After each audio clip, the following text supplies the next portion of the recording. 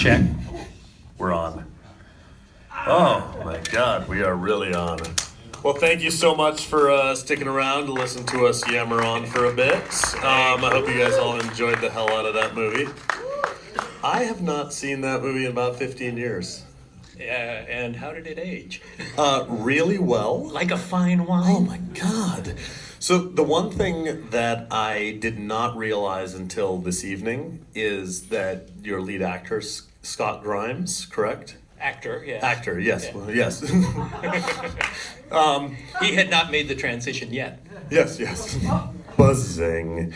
So I'm a huge American Dad fan, and I didn't realize that he's Steve Smith on American Dad. So that was so when I was watching the movie, I kept hearing him yell all these things out, and I was like, "Oh my God, yeah, it's totally Steve Smith."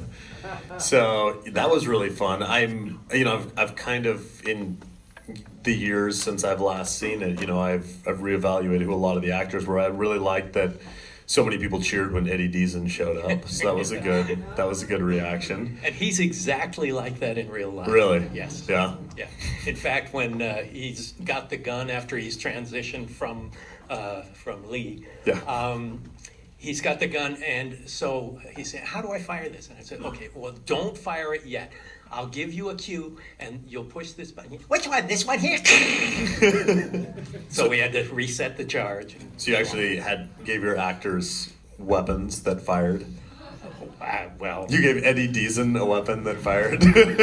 once. Yeah, good call. So, the rest of the cast in this, before we kind of open up to the crowd, that's, for your first film, this movie has this incredibly fun cast. It has a huge cast. It's actually a really, really large cast. You're shooting on this large, I won't say cityscape, townscape, as it were, Yeah. with a massive amount of special effects, including like the critter ball. That's a crazy amount of stuff to handle for your first film. So, before I, like I said, open it up to everybody else, my big question is, how did you balance all that? It was really, really hard. I did not want my first movie to be an effects movie. And one of the first things sent to me after I had kind of established myself as a screenwriter, was Honey, I Shrunk the Kids. And I thought, God, I can't do an effects movie like that first time out. Yeah, but I would have had the money to pay for it. So it would have been a good choice. This had animals, kids, special effects, visual effects, puppets, everything that's really, really difficult. No CGI. It was pre-CGI days, obviously. Hardly state-of-the-art. That ship, the two Charlies crossing one another. Did you gasp? So you could see through him a little bit.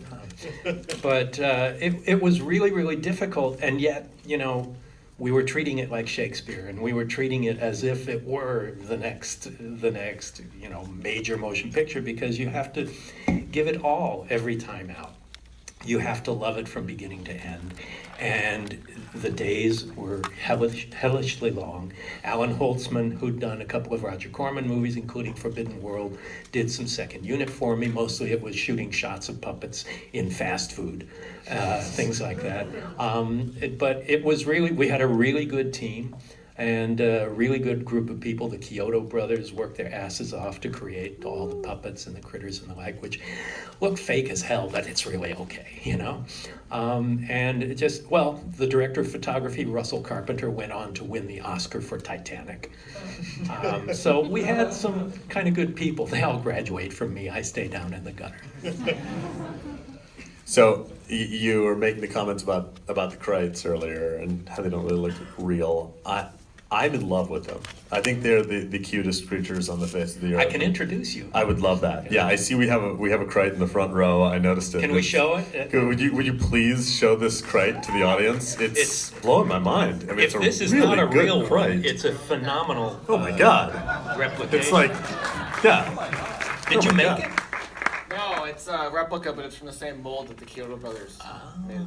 That's really beautiful. Yeah, it's a it's small amazing. one for an adult because your hand has to fit up its ass. Yep. Oh my God. So beautiful. So that's not one of the puppeted ones. No, it's a replica, but like I said, Right. this is exactly how it looked. It's Right. the exact same mold. So little detail the Kyoto brothers did put into this. Amazing, yeah, because I have a couple of them rotting in my office. And latex, even treated latex, doesn't I last do forever. have a critter ball from the farm scene. Oh. When it quickly dies, I do have one of those, like screen used. Yes. Yeah. Well, So we've because got a we were hardcore bowling. critter fan. Yeah, Well, that- this is. Yeah. Speaking of the critter ball, I mean, but before the giant critter ball, so throughout the movie there are countless scenes of just critters rolling around, Yeah. and Cheap and easy. It does not look like people are just bowling with critters. Is that actually what? Okay, well, how was that done? Some of the times they were, but on other times there are, well, you couldn't do wire removal in those days. So if you look close in some places, you will see wires. But there were either vehicles, usually an ATV vehicle, and each of the critters had a rod through the middle, and on either side, the wire was connected to a V to a long wire. And they were mounted together, so it was like a carpet of rolling critter balls that were being tugged right off camera. There's an ATV one.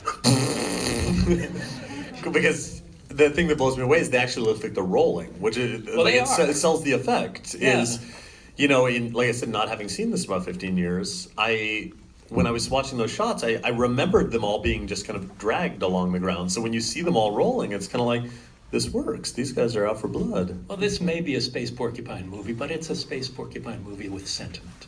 Amen. It's heartfelt. So my last question before I'm going to open it up is, speaking of the critter ball, the massive, the super crate at the end of the movie, how fucking hard was it to shoot that thing? Because it is enormous. It's enormous. There are two of them. Okay. One is a giant beach ball with critter pelts, crike pelts sewed together all around it. That the other one is actually, it must have weighed a ton. And there were all of these automated critter heads all mounted. You all see the them way like around. chomping, yeah. Yeah. And so there were two of them. In one of the shots, you can see two pair of legs behind the big one doing this. So not that I want to ruin the veracity of critterdom here, but if you look close, you do see that. But mostly it was, again, it had an axis and it was being dragged by an ATV. But when it's the inflato ball, like the one that rolls over the guy and leaves the Sure. skeleton behind, there are a couple of stagehands running and losing their breath.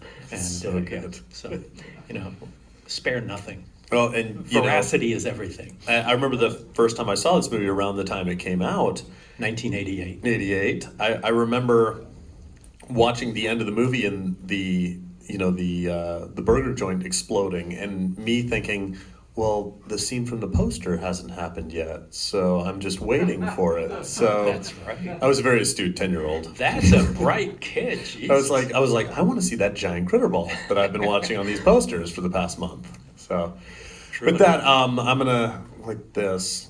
How many of you saw the movie in a theater when it came out? You're all here. Wow, amazing. Every single one of you. Okay, great. Thanks for the career. And how many of you saw this film for the first time tonight? Oh, Really? man. Wow. Now, how many of you never saw the first film?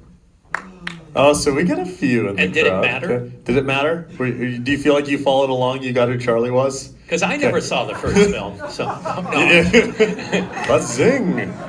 How about 3 and 4? 3 and 4, both written by David Scow, by Yeah. the way, great horror author, but I did not see them all the way through. Yeah, well, we got some DiCaprio. DiCaprio's first movie, number 3. Yeah. And is it Angela Bassett in the fourth one? Yep, it is. Yeah. So, and Eddie Deason in yours. So. Did he come back? Oh, in mine. No, yes. yeah. No. And Barry Corbin from No Country for Old Men, and Jesus, just an yeah. amazing actor, and of course Lynn Shay from the Insidious movies. Yeah. And I suppose I should open this up to the crowd. I could just talk to Mick all night. So go dead center, right back there. Tony. Tony! Hey, Tony Timpone, former editor of Fangoria, ladies and Hey, gentlemen. Tony. And Mike Gingold, former editor of Fangoria, ladies Yeah, and there's a mic over there. What you got, Tony? Well, was there a challenge while making this movie between the struggle to do sort of like a Spielbergian kind of PG-13, PG fantasy, and a heart of R, which there's a lot of elements in as well? Well, the question was there a challenge making it as a PG-13 Spielbergian sort of thing, as opposed to an R? Well, we were saddled with the PG-13 from the beginning. And I had been writing for Steven Spielberg for Amazing Stories and Batteries Not Included. And that's why they hired me, because they wanted that Spielberg magic. Well, instead they got the Garris shit. But yeah, it wasn't a struggle, except I didn't see how I was going to get that Playboy Playmate thing in there. And for some reason, because it did not involve sexuality, we were cool with it, which is great because, you know, I know many people that's their nighttime fantasy. So either end. No, it was always going to be a PG-13, and it was walking a line of the violence and the nudity and the like, but somehow we made it. There's really nothing that hit the cutting room floor that shouldn't have. So. Maybe. And you know, it's funny because I think a lot of people think of Grover's Bend as like Spielbergian. It's funny because I always think of it as very like Stephen King, which is, you know, another part of your career. There's so many Stephen King connections. When I see that little town, I feel like it's right out of a Stephen King story. Well, basically what I wanted it to be was Norman Rockwell Goes to Hell. Yeah. That's nice. kind of a theme that I like, and I did the same thing with Sleepwalkers. You know, you take this idyllic small town setting that is middle America that people think of as an imaginary America that was so beautiful and wonderful and nostalgic, and just kick it in its teeth, you know? I'd kill for a Norman Rockwell Crite painting. That would be the centerpiece of my home. Well, we'll bring him back. Another question? Yes, right over there. Brian? Yes.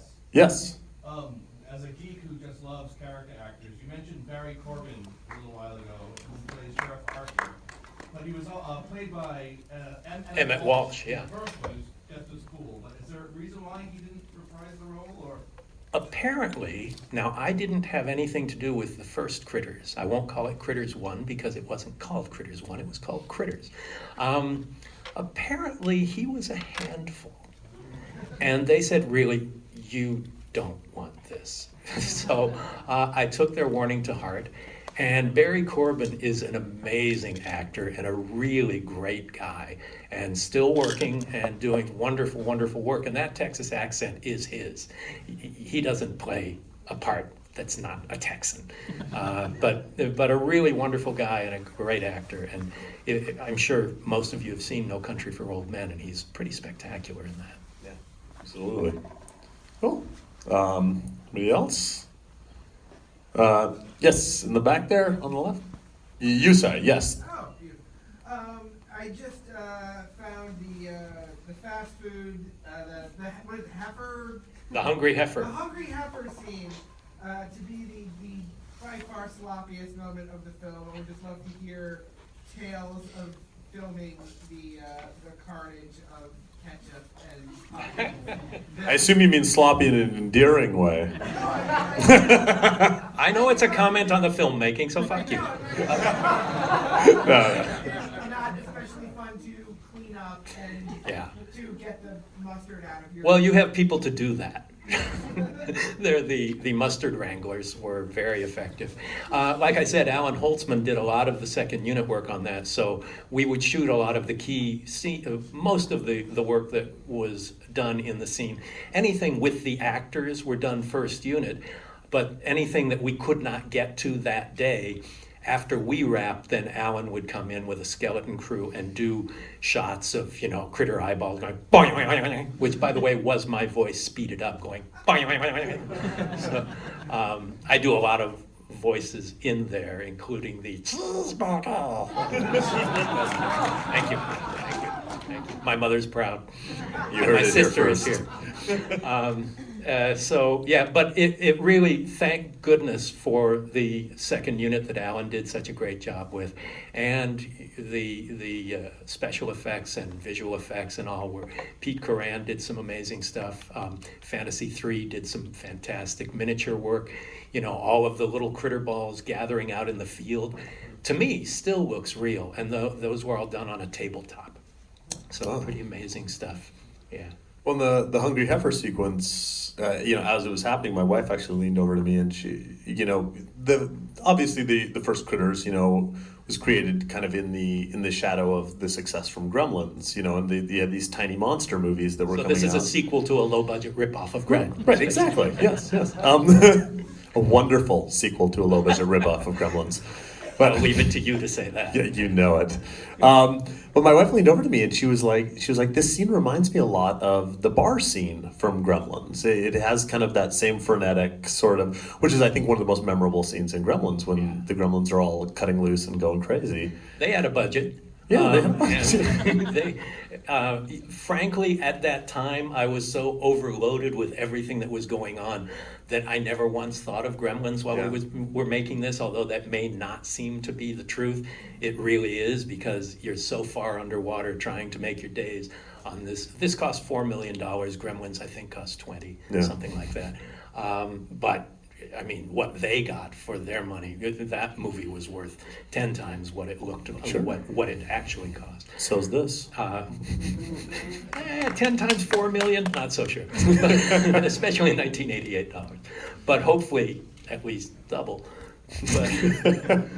But I didn't think of it at the time, even though it seemed so obvious that was what Sure. it was.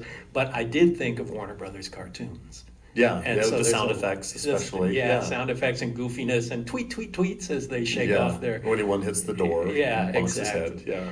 And, it was so blatant and obvious, but I still love doing the bowling ball thing. Oh, yeah, where all they of the hit the townspeople people, in the and you get road, yeah. the strike crash. Exactly. So It's good stuff. yeah. So like I say, I'm an art filmmaker. Get another question? Right front. Yeah, right in front. Hi, so this is a comedy sci-fi horror movie.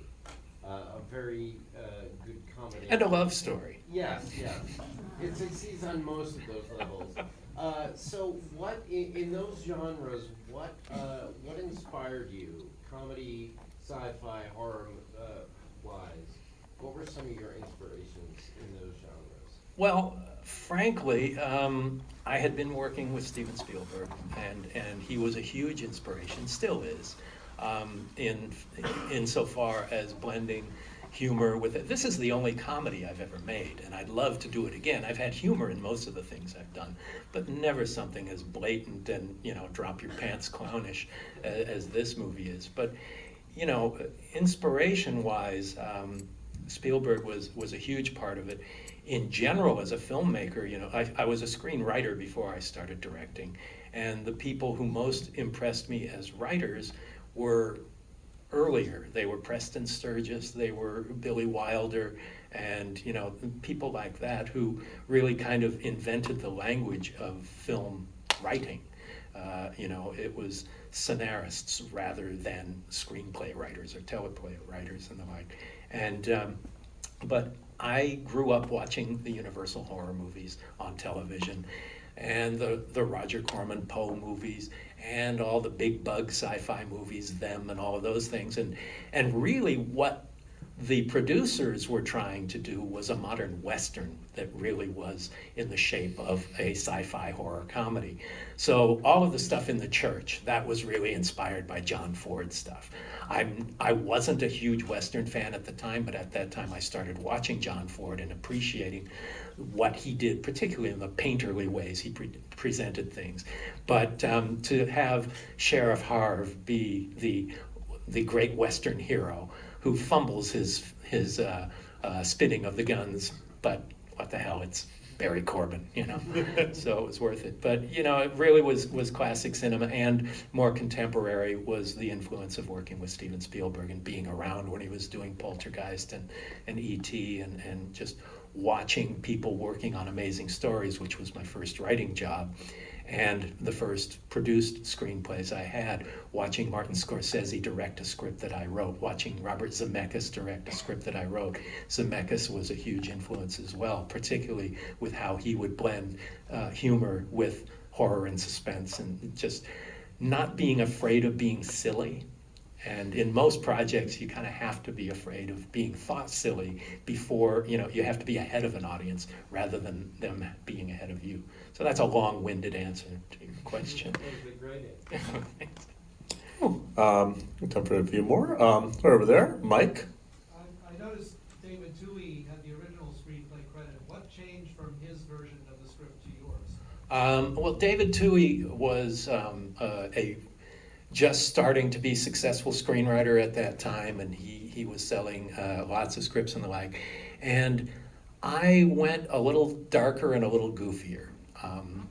The gorier things, the transformation of the Playboy Playmate, and a lot of the Warner Brothers cartoonishness came from me. And Nana was based on my grandmother, whom I called Nana. And there were some things, it got a little bit more sentimental too, which playing that straight in the face of everything you have to do the next day with puppets was something. But the actors were really up to the task. And, Herta Ware was an 80-year-old actress at the time, and so memory was an issue with her on sometimes, and so juggling all those things. But I think more of the darkness and more of the unrestrained humor, shall we say, is something that I brought to the picture. But the structure was pretty much as David had created it, and he did a really good job, but they told me do what you want with it, and so they got there once and it flopped. So, basically that's what I brought to it, failure.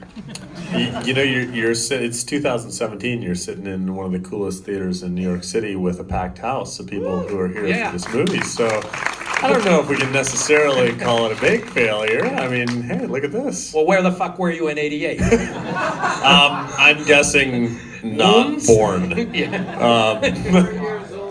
All right, okay. I think we got time for a few more. One in the back, right there, you sir? Yeah. Yes. So we all kind of take lessons from things we work on or we create.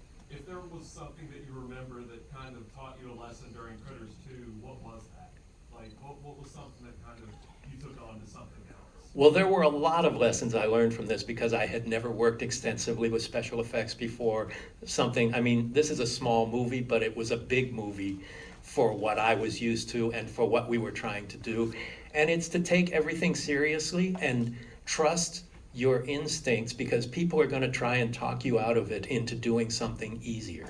An easier way or a more familiar way that they've done it before. Oh, I can do this because we do that. Well, I don't want to do it the way you did it before. I want to do it this way and try something new. And to, I was talked out of things that I wished I hadn't been, and I was very inexperienced. And there were people who knew a lot better than I did. But what I carried with me and still do is to trust my instincts, let myself be talked out of the bad ones because I have those too, but trust yourself on the good ones, and if it works, then you've done something special and new and unique, and if it doesn't work, well, better luck next time. It's everything's an education, and don't stop learning. I've been doing it, directing now for 30 years, and I still feel like I'm new at it every time out, and I don't want to feel any other way. I don't want to feel like I know everything I'm doing, because I know a lot of directors who say, I could do that in my sleep, and they do. And I always want to feel like there's something new coming. And I learned an undying respect for digital projection tonight. You mean those parts where sentences just kind of disappeared into the nether? Yes. It's the writer in me. Yeah. Like, just slaved over that line. It's like, The agony. the film burn. And the defeat. Yes, the Krite in the front row. Any memories of the late Roxanne Curran who died, unfortunately? Yeah, Roxanne was somebody who we had actually gone to Playboy because we wanted somebody who had done a photo shoot for them. And although she was never in the magazine, they had done a photo shoot, so we were able to mock up a Roxanne Curran Playmate of the Month. Roxanne was great. She was a real trooper. She passed away several years after the film was made in an auto accident. And so, well, there go your wet dreams now, right? But she was a real trooper. The day that we shot her nudity, walking across the field towards the church, was the coldest day in Southern California in 100 years. So it was like 28 degrees, and she was out there in her starkers, and she was just great. But one of the things that was really great about her was her comedic stuff. She was really able to handle the comedy very well. When she comes out holding out of the Hungry Heifer after blowing all the krites away, she's got the cup, the Coca-Cola cup, and she's biting the straw. That was her idea. She really played it. And I had nothing but respect and affection for her, and it really broke our hearts when we heard that she had passed away. Really a good actress, a really good human being, and terrific to work with. I think we got time for one more. Go with this lady right in the dead center here. So Klingons have their own language and a whole dictionary behind them. Does the creation of the Krayt language have its own sort of philosophy? And I know you were one of them, but there are other people on the crew doing the voices of the little critters when you finally recorded it? Well, we had a loop group doing voices at the end. There's a guy named Frank Welker who did a lot of the Gremlins voices and stuff. We couldn't afford him. So, well, we did rely heavily on the Carl P. Hanno Institute of Intergalactic Semantic Research. I saw it in the end credits there. Yeah. As the correct translators? Is that what it was? Yes, yeah. They were an invaluable resource, if imaginary. But no, we just kind of went.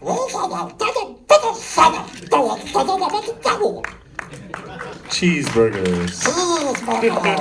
Actually, that was translated as cheeseburger. Weezwo. So that's all we have to go on the Krayt language with is Weezwo is cheeseburgers. Rijro. Sorry, I'm new to this. Yeah, there you go. It's all in the accent. Clearly. So we are, I believe, are wrapping things up. You guys, oh God, is there one more? One more quick one. Yes, sir. Let's do it. I was wondering, while you were working on this, if you ever have a thought, let's say this is a big success, and they asked me to come back with a bigger budget. Have you had any thoughts, no matter how provisional, what you would have wanted to do with Critters 3? Nobody asked me to do Critters 3, and I'm kind of relieved. I made my Critters movie. I've made my statement, and I stand by it. And, you know, it was a great experience, and I did go on to do a lot more effects stuff, but nothing as elaborate in this size. And, you know, I was happy to move on. So, but no, the 3 and 4 were made direct to video, and they were made back to back at the same time. And I definitely would not have wanted to do that at that time in my career. So. Cool. All right, guys. Well, thank you again so much for coming out tonight. Thank you, all of you. Mick is willing to hang out for a little bit downstairs. Sure. So we'll be downstairs. So we'll let Mr. Garris sneak out of the theater. And we'll hang out downstairs. Before we go, I just gotta say, we've known each other for a while, and I know I wax poetic very often, but you really are a legend in this genre, and I'm so honored to be your friend, and I'm so honored to be here with everybody tonight. This was a lot of fun. Thank you, and if you have not seen Ted's work, I mean, We Are Still Here is a wonderful movie. He's a really terrific filmmaker, and I say that from seeing his films before I met him. So, thank you, sir. Yeah, but thanks, Ted. Thank you. Thanks for choosing this movie. Always. Thank you, everybody. We'll have you back here in 6 months when I get to pick another movie, and we'll just show this again. Okay. My goal is to do a Terror Tuesday starting at 9:30 p.m. of The Stand, and we'll just and we'll do a Q&A afterward at like, what would that be, 5 a.m.? Something like that. But anyway, you can watch the DVD. Thank you so much, guys. We'll see you down the lobby. Thanks. Thanks.